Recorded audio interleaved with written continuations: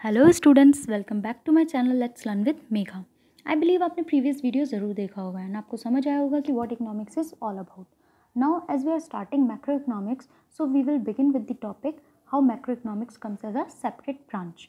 In this video we will be covering these topics जो ultimately cover करेगा आपका main topic, that is emergence of macro economics. But before commencing make sure that आप video को active mind से देखेंगे। Means video को देखने का एक पैटर्न फॉलो करिए। फर्स्टली वीडियो को बस ध्यान से सुनिए और उसको समझने की कोशिश करिए एंड सेकेंड टाइम वीडियो को देखने के साथ साथ नोट्स भी बनाइए। सो स्टार्ट करते हैं। जैसा कि हमें पता है कि इकोनॉमिक्स क्या है, एक स्टडी सोसाइटी पे जो हम स्टडी करते हैं, ह्यूमन बिहेवियर पे स्टडी जो करते हैं कि कैसे वो लिमिटेड रिसोर्सेज को यूज़ करता है। एंड इकोनॉमिक्स ब्रॉडली दो ब्रांच में कैटेगराइज किया जाता है, one is micro economics and other is macro economics. Micro economics जो है वो डील करता है study of individual decision, individual firm और इफेक्ट ऑफ इंडिविजुअल डिसीजंस।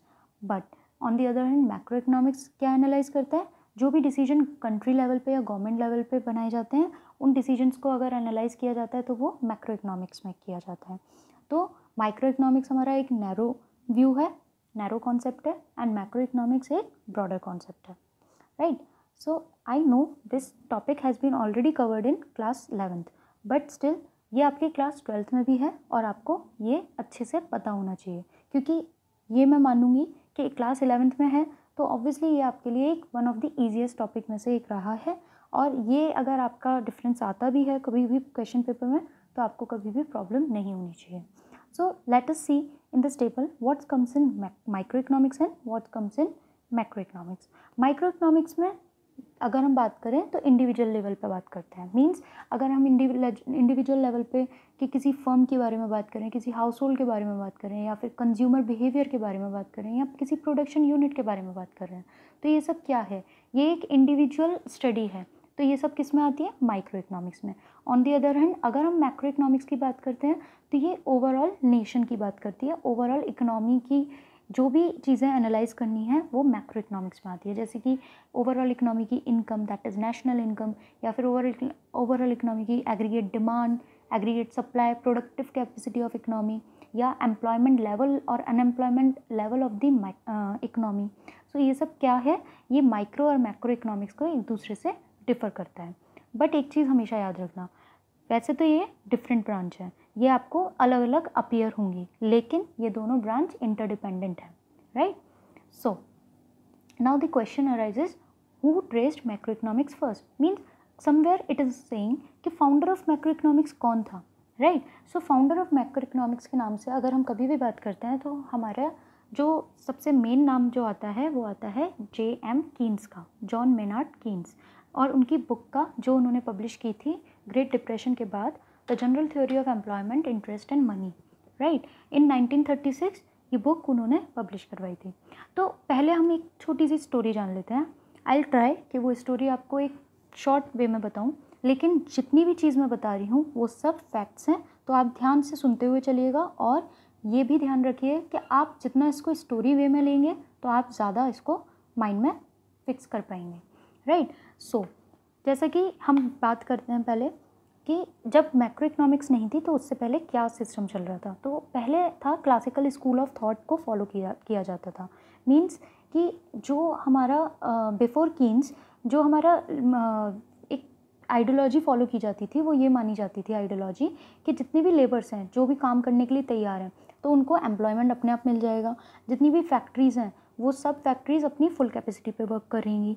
तो ये सब चीज़ें ये बोला गया था कि ये आइडियोलॉजी जो फॉलो की जा रही थी या मानी जा रही थी, वो उसका मतलब ये था कि ये जितनी भी चीज़ें होंगी कि एम्प्लॉयमेंट फुल रहेगा, फुल कैपेसिटी पे सब वर्क करेंगे, ये सब सेल्फ रेगुलेटिंग होंगी। मतलब इनको कोई अलग से आपको थर्ड पर्सन नहीं चाहिए होगा, मीन्स गवर्नमेंट इंटरवेंशन नहीं चाहिए होगा इस चीज़ के लिए।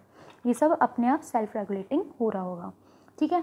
और इसका एग्जिस्टेंस कैसे आया, मींस ये जो बिगनिंग हुई थी क्लासिकल इकोनॉमिक्स की, वो बेसिकली फॉर्मल बिगनिंग किस वर्क से मानी जाती है। तो जो हमारे इकोनॉमिक्स के फादर कहे जाते हैं, that is father of modern economics या father of political economy. Political economy सिर्फ इसलिए बोला जाता है क्योंकि उस टाइम इकोनॉमिक्स का नाम पॉलिटिकल इकोनॉमी था। तो जो हमारे फादर ऑफ मॉडर्न इकोनॉमिक्स हैं वो हैं एडम स्मिथ। और एडम स्मिथ ने एक काम किया था, एक बुक लिखी थी, an inquiry into the nature and cause of the wealth of nation. 1776 में ये उन्होंने बुक लिखी थी और इस बुक के बेसिस पे ही एक फॉर्मल बिगनिंग मिला क्लासिकल इकोनॉमिक्स को, राइट। क्लासिकल इकोनॉमिक्स जैसा कि मैंने आपको ऑलरेडी अभी बता दिया, एक बार और बता देती हूँ कि जिस इकोनॉमी में सारी चीज़ें सेल्फ रेगुलेटिंग होती हैं और ये इकोनॉमी हमेशा फुल एम्प्लॉयमेंट पे होती है, राइट। तो ये सब चीज़ें ऑलरेडी एक आइडियोलॉजी फॉलो की जा रही थी और इस आइडियोलॉजी को हम लेसे फेयर भी बोलते हैं। लेसे फेयर मीन्स जिसमें गवर्नमेंट इंटरवेंशन नहीं होता। तो ये सब चीज़ें डिप्रेशन से पहले ऑलरेडी सबके माइंड में ये आइडियोलॉजी फिक्स थी कि हाँ ऐसा होता है, स्पेशली जो क्लासिकल इकोनॉमिक्स से रिलेटेबल जितने भी इकोनॉमिस्ट हैं उनसे, ठीक है। सो अब हुआ क्या, कुछ टाइम बाद 1929 में ग्रेट डिप्रेशन ऑब्जर्व किया गया और ग्रेट डिप्रेशन की वजह से क्या हुआ कि उसके साथ साथ मीन्स 1929 और उसके आने वाले ईयर्स में कुछ बहुत ज़्यादा इकोनॉमी में एक ये बैडली जो इकोनॉमी थी वो काफ़ी बैडली इम्पैक्ट हुई थी, ये देखा गया, ठीक है। और जैसे भी मतलब आप अगर देखें कि specially Europe and north America में ये ऑब्ज़र्व किया गया कि जो भी आउटपुट होता है, जो भी एम्प्लॉयमेंट लेवल है वो बहुत अमाउंट से, ह्यूज अमाउंट से फॉल डाउन हुआ है, ठीक है। और यूएसए में पर्टिकुलरली ये भी ऑब्ज़र्व किया गया कि जो अनएम्प्लॉयमेंट रेट है, अनएम्प्लॉयमेंट रेट मतलब जो बेरोज़गारी दर है, ठीक है, आप हिंदी में इसको बेरोज़गारी दर बोलते हैं, मतलब परसेंटेज, कि अनएम्प्लॉयमेंट जो है वो उसका जो परसेंटेज था वो 3% से 25% तक राइज़ हो गया था इन सब चीज़ों की वजह से। और साथ ही साथ ये भी देखा गया कि जो इकोनॉमी का ओवरऑल आउटपुट भी है यूएसए में 33% तक फेल डाउन हो गया था। तो इकोनॉमी में इतना सब कुछ इतने टाइम तक ऑब्जर्व किया गया, बट क्लासिकल इकोनॉमिस्ट की जो सेल्फ रेगुलेशन वाली थ्योरी थी, जो मैकेनिज्म की बात हुई थी, वो कहीं भी फुलफ़िल होती हुई नज़र नहीं आई। तो देयरफॉर जो कीन्स थे वो एक मेजर क्रिटिक भी बने क्लासिकल इकोनॉमिक्स के, राइट। एंड ये जो बुक लिखी थी उन्होंने, ये आपकी बुक थी the general theory of employment, interest and money, ये जो उन्होंने बुक लिखी थी, this was an attempt to see the functioning of the economy in a new way. वो एक अटेम्प्ट किया गया था कि कोई भी इकोनॉमी को अगर हम इकोनॉमी की फंक्शनिंग देखें, एक अलग नज़रिए से देखने की कोशिश की गई थी इस बुक के द्वारा, ठीक है। और जिसमें उन्होंने डिफरेंट सेक्टर्स के बारे में बात की, जिसमें उन्होंने डिफरेंट सेक्टर्स के लिए बोला कि किसी भी इकोनॉमी की वर्किंग के लिए जो डिफरेंट सेक्टर्स होते हैं वो कैसे एक दूसरे के पे इंटरलिंक होते हैं और कैसे इन सब डिफरेंट इकोनॉमिक वेरिएबल्स का एग्रीगेट इकोनॉमी की रनिंग के लिए हेल्प करता है। मतलब जो डिफरेंट सेक्टर्स होते हैं वो इंटरलिंक्ड भी होते हैं और कैसे ये सब अपने आप में एक एग्रीगेट इकोनॉमिक वेरिएबल बनते हैं और जो कि किस पे कंट्रीब्यूट कर रहे हैं, अल्टीमेटली इकोनॉमी की रनिंग के लिए कंट्रीब्यूट कर रहे हैं, ठीक है। तो ये सारी चीज़ें जो थी ये बेसिकली जब ग्रेट डिप्रेशन हुआ तो उसकी वजह से कीन्स हुए या जो भी इकोनॉमिस्ट जो क्लासिकल थॉट को उन्होंने देखा कि ये तो टोटली फेल हो रहा है, तो उन्होंने इस चीज़ को क्रिटिसाइज़ किया।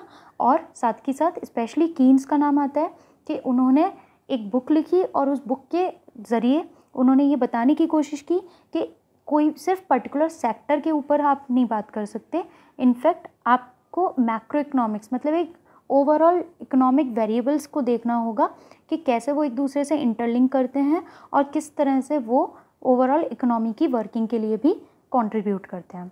तो इसी तरह वी कैन से कि subject of macro economics was born, right. I hope आपको, अगर आप ध्यान से सुनी होगी तो आपको ये स्टोरी अपने आप ही समझ में आई होगी और ये पूरा ये एग्जैक्टली आपको मैंने सब कुछ एक फैक्ट्स एंड फिगर्स के साथ बताया।